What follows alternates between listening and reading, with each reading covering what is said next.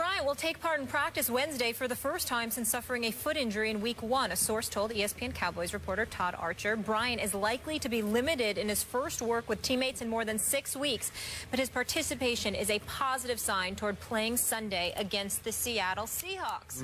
Skip Bayless, Dez could be back. Is he going to play Sunday? God, I think I should do this, right? It's been a long time since I got to do this, Stephen A. Good, on the single shot. Just for the feel-goodness of it. Okay. He's ignoring us. Now, back to objectivity. Yeah. I guess there's a chance Dez Bryant will attempt to play against the Seattle Seahawks at Jerry World on Sunday.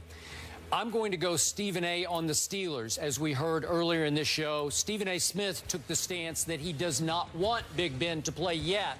He should save himself to make sure he's ready to go for the back half of the season by not playing this Sunday against the Cincinnati Bengals in Pittsburgh. That was Stephen A.'s earlier stance on this show. I'm going to take a similar one here on Dez. I do not want him to play against the Rough Riders that are the Seattle Seahawks Legion of Boom.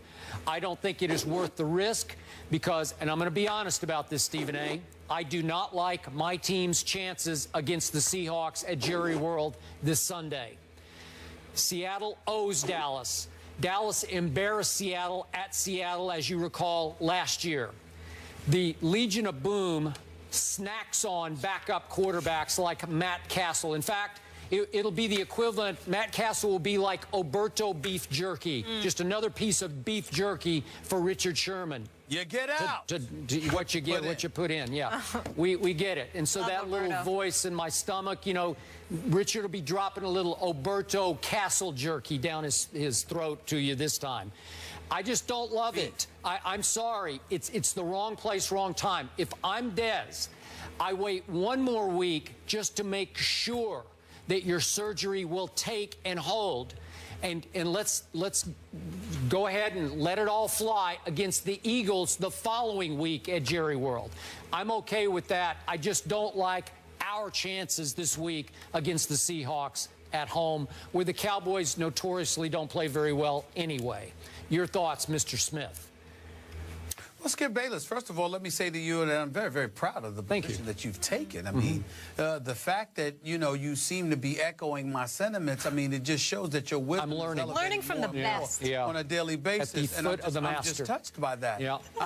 I even worked in Oberto. How good was that? Hey, listen, man. Hey, listen, man. I was just talking to somebody yesterday, you know, and they were talking to me about how if you go on Siri and you say Stephen A. Smith, it sounds like it's saying Stephen Naismith. So I love it. I love it. I give you credit for all of that because that's my favorite nickname of all. You did. You invented the sport of basketball, Stephen Naismith. Yes. Not just when it comes to basketball, evidently, you listen on other things as well. Because Dez doesn't need to rush back. Why rush back for this?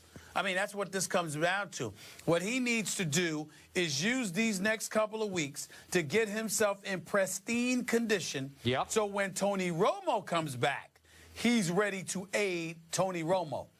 Because one would argue that whether it's Brandon Whedon due to bad luck or Matt Castle with his QBR of 17 from last week with 17 of 27 passing for 227 yards, 1 touchdown, 3 interceptions. You know, there's but so much that Dez Bryant is going to be able to do if you got quarterbacks that tap dance excessively when pressure is applied in the pocket, when can't see over the line of scrimmage for whatever reason, or want to throw wants to throw a football that has more air under it, that is almost like floating in a balloon for crying out loud, which is one of the passes, one of the interceptions that Matt Castle threw. So when you look at it from that perspective, I totally agree with you. I think it's entirely wise for Dez Bryant to wait. I think it's entirely wise for Dez Bryant not to rush back. It's good that he's back there practicing. I'll put up the X for you, make you feel better. But in the end, that's in practice. In the end, that's during the week. He has no business on the field in game time until, as far as I'm concerned, Tony Romo gets back, because there's little to nothing he's going to be able to do to help the Cowboys prior to that. And I will remind you, most athletes who suffer this injury, this Jones fracture, take at least 3 months to get right from it. Now Dez Bryant's about to be 6 weeks into his rehab. I don't know. I don't love it. I'm sorry. Yeah, don't rush it. At least take 2 full months off, which means an additional 2 to 3 weeks from now. Before, I know it's hard because you're a Cowboy, and obviously they've lost 4 straight, and then you're looking at the possibility of them losing 6 to 7 straight. I know. Make it 8. Make it 9. Who cares? I get it. But I just think that, you know what? He should hold out for at least a couple of more weeks before he even considers getting back on the field. Listen, maybe it's going to uplift the team in practice today.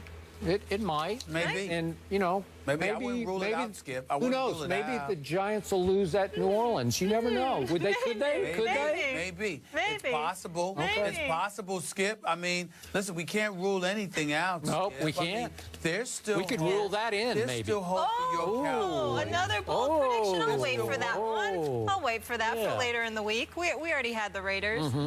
All right, moving on. Back to hoops. Karl Anthony Towns makes his NBA debut tonight versus the Lakers. Is he a lock for Rookie of the Year? The guys will debate that next. 2 picks in this year's NBA draft face off tonight in Los Angeles when Karl Anthony Towns and D'Angelo Russell make their debuts. But according to odds makers, neither are the favorite to win Rookie of the Year. 76ers center Jahlil Okafor is a 3-1 favorite, while Towns and Russell are 5-1 and 6-1 favorites, respectively.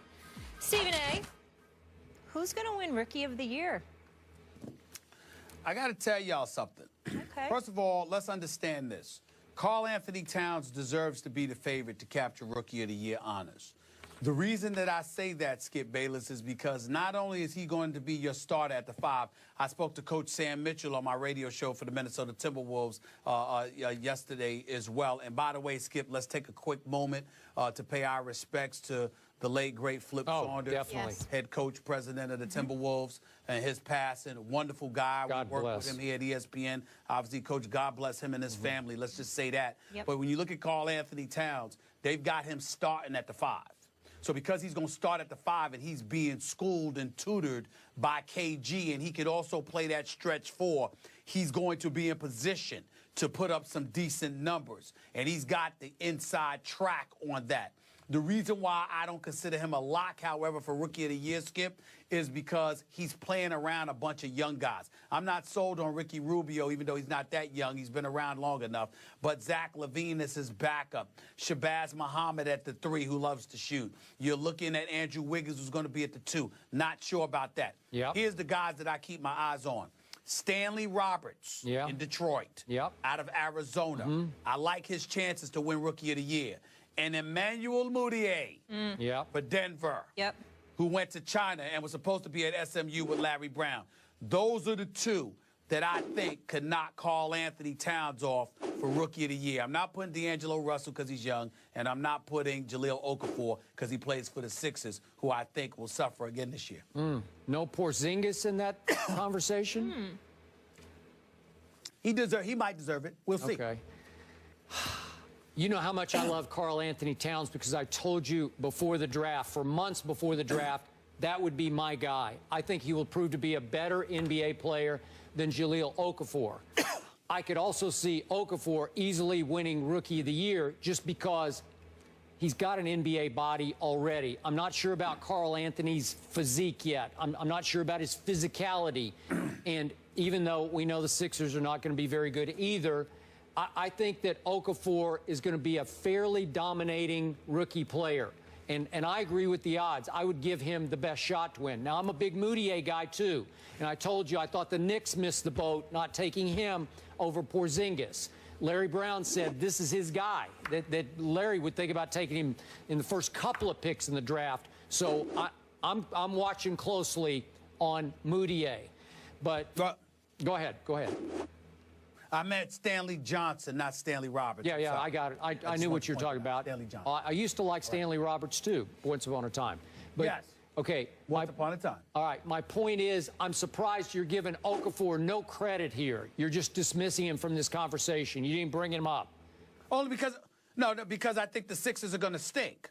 I think that we need to look at Sam Hinkie, the general manager, who openly tanked 1 season and arguably tanked 3. And at some point in time, whether it's Nerlens Noel being drafted while he's hurt, whether it's Joel Embiid being drafted while he's hurt, we have to start looking at the Philadelphia 76ers in the fourth largest market in America and saying, could you win some damn games for the city there? Jahlil Okafor can play. It won't be his fault, but the team is going to suffer. They're not going to be very good. That's why I couldn't consider him. It has nothing to do with him. Okay, and I'm going to remind you of this one more time. Bobby, my new Spur, 7'3" Serbian, is a rookie. He's 27 years old, but he qualifies, I'm pretty sure, as a rookie. Let's not dismiss him from this conversation. A 27-year-old rookie? Yeah. I'm not sure about that. That's like senior citizen status for rookies. I don't like giving them that.